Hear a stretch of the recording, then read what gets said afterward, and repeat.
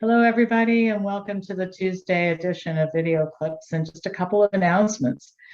First of all, the Women's Health Boot Camp is coming up at the end of this month. It's a Friday night, Saturday, all day with a lunch break via Zoom. You can be any place in the world and participate. And we're going to cover all topics related to women's health, and diet and hormones would be an example, screening tests, HPV tests, which are quite the rage these days, good, bad, we'll talk about that. Issues with menopausal weight gain, menopausal symptoms, everything, all right? And lots of time for questions. I'm going to limit this to 25 participants so we can all see each other in a Zoom room, and it can facilitate a lot of discussion and Q&A and that sort of thing, which I want to spend time on.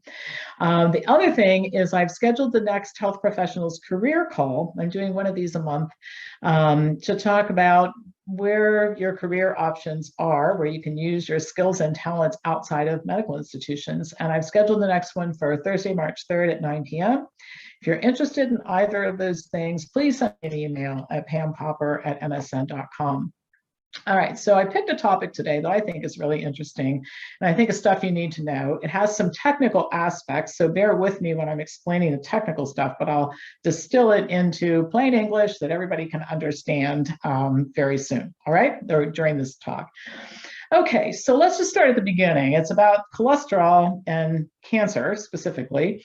Most people associate higher cholesterol levels with increased risk of cardiovascular disease. That's true. Dietary cholesterol leads to higher plasma cholesterol, which leads to an increased risk of cardiovascular disease. That's so far so good.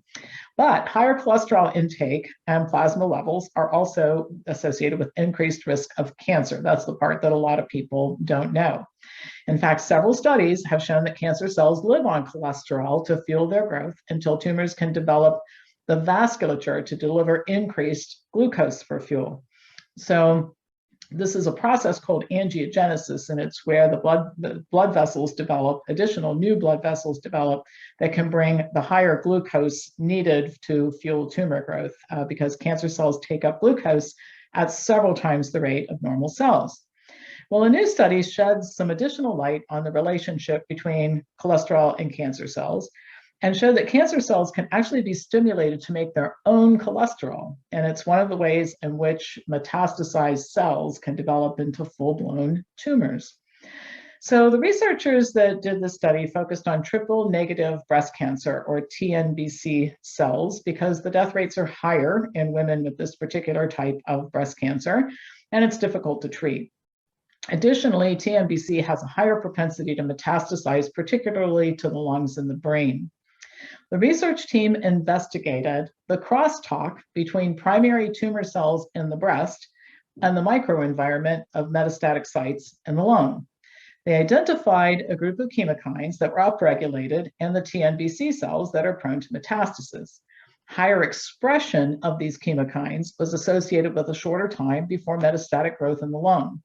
Experiments with mice show that if knocking out these signaling molecules reduced metastases to the lungs of the mice.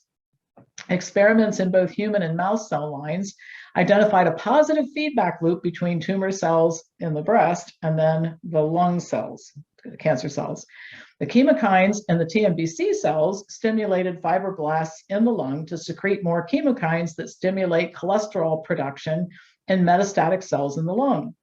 This then stimulated angiogenesis, or development of the new blood vessels, which I mentioned earlier, which fuels metastasis.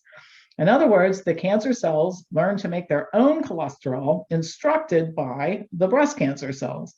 And then this allows the metastasized cells to build blood vessels that could deliver more glucose for fuel and create a full-blown tumor in the lung. The researchers used simvastatin, or Zocor, a cholesterol-lowering medication, to treat TNBC in mice, which resulted in fewer metastatic nodules and reduced blood vessel formation at the metastatic site. So let me tie this whole cancer cholesterol relationship together for you. Studies have shown, first of all, that taking statin drugs does not reduce the risk of many types of cancer. We know that cancer cells use plasma cholesterol for fuel. So if you want to reduce your risk of cancer, you have to significantly reduce your consumption of animal foods because that's where dietary cholesterol comes from.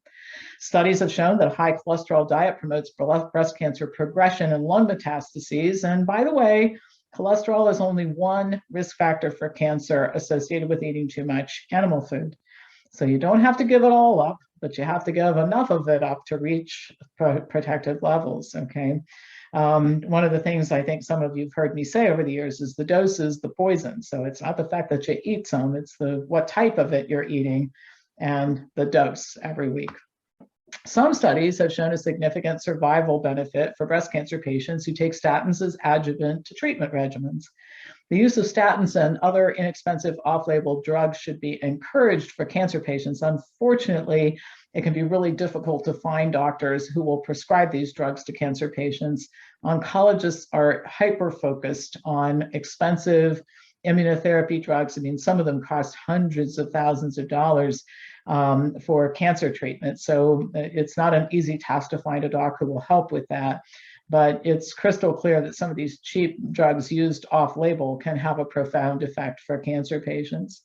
The biggest take-home point, however, and I always stress this when I'm talking about cancer, is that cancer is largely a preventable disease. Most cancers develop in people who are either overweight and or have diet and lifestyle habits that increase the risk. And I'll just finish by saying this. I have worked with many, many people who have cancer over the years to educate them, help them learn how to look at studies and things of that nature. I have never had a cancer patient say to me, well, now I understand that I probably shouldn't have been eating a bad diet. I probably should have done something about my weight. I maybe shouldn't have been eating the dairy products. But I'll tell you what, it was so worth it, even though I have this cancer. Invariably, what people will say is either, if I'd known then what I know now, I wouldn't have engaged in those habits, or I could kick myself. I mean, I've known for a long time I probably should do something about this, and I didn't, and now here I am in this particular mess, right? So the best way to address cancer is not to get it. And we humans have a whole lot of control over that. You can't reduce your risk to zero, but you sure can ratchet it down a lot. All right, that's all for today. As usual, pass this on to anybody who you think would enjoy watching it, and I'll be back to you tomorrow with more news.